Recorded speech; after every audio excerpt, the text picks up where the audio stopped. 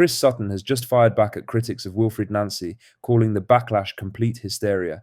We've got a massive transfer update. A striker Celtic were chasing all summer just had his price slashed dramatically. Plus, a journalist has delivered a brutal verdict on Nancy's tactics board moment, and Celtic legend Pat Bonner has hit back at criticism of the new boss. It's been an intense 24 hours, but first, make sure you like this video and subscribe to the channel for more Celtic content.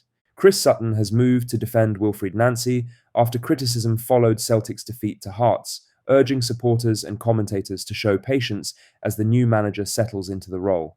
Nancy made several changes for the match, decisions that have drawn scrutiny in the immediate aftermath.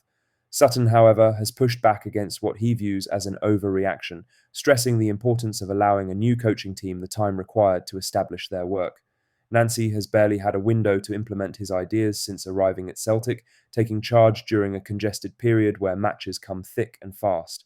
The schedule has limited opportunities for training ground development, forcing the manager to experiment under the pressure of competitive fixtures.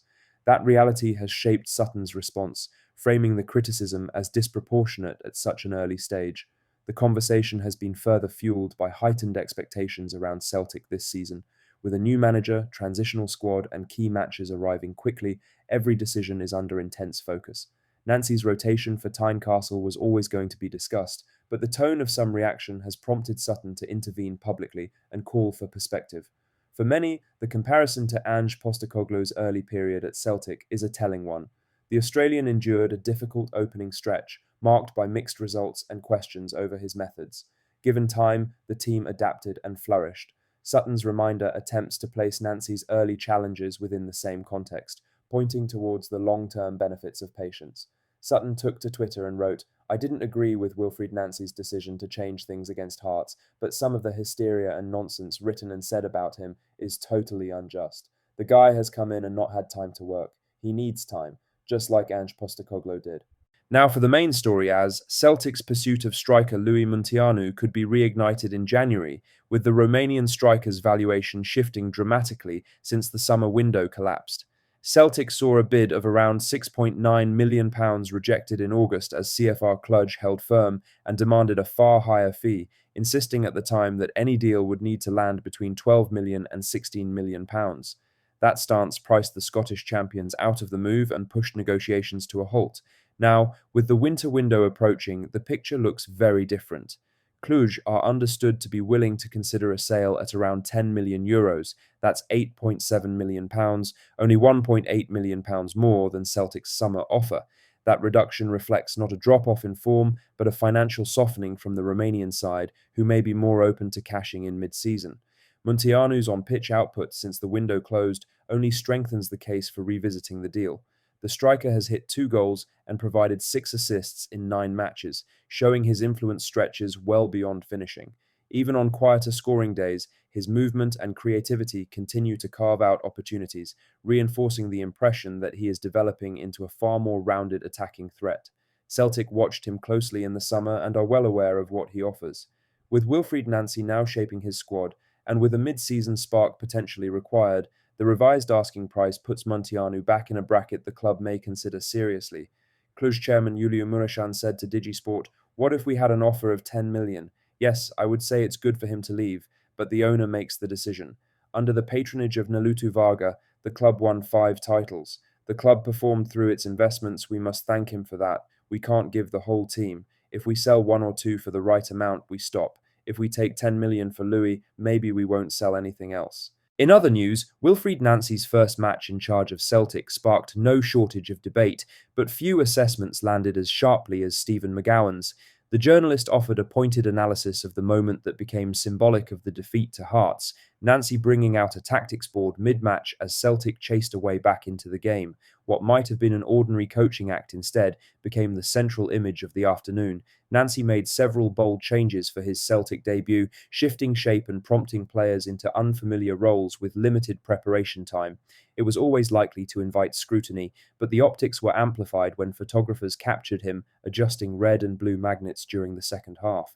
In Glasgow, visuals often become narratives, and this one travelled quickly. Within minutes of full time, social media spun it into parody. McGowan argued that the image struck a nerve not because of what Nancy intended, but because of how it looked within the chaos of a losing debut. The board appeared to reinforce the sense of a manager scrambling for solutions on a day when hearts were tactically sharper and more settled. For a support already questioning the timing of his appointment, it was an unfortunate snapshot at an unfortunate moment. But McGowan also stressed that early judgments should be tempered. Many Celtic managers have stumbled in their opening games before recovering strongly. The issue, in his view, was not the presence of the board, but the circumstances into which it arrived: a mid-season takeover, a team in transition, and a demanding support expecting immediate balance and clarity. He said on Press Box, hosted by Graham Spears, one of those days where the photographers came to bury some of the people who were there, "Wilfried Nancy will survive to fight another day, so he should, but I think if he had been clocked, shall we say, moving red and blue magnets around a whiteboard and won the game, he would have been hailed as the new Carlo Ancelotti. I think when you lose the game, it looks dangerously like a man fiddling while Rome burns." Now, I know a lot of people will rightly be defensive of Wilfried Nancy. They'll say it's day one, he's done nothing yet, he deserves more chances, he'll be given more chances. The wider chat around the incident highlights something familiar in Scottish football: how things look can matter as much as the result.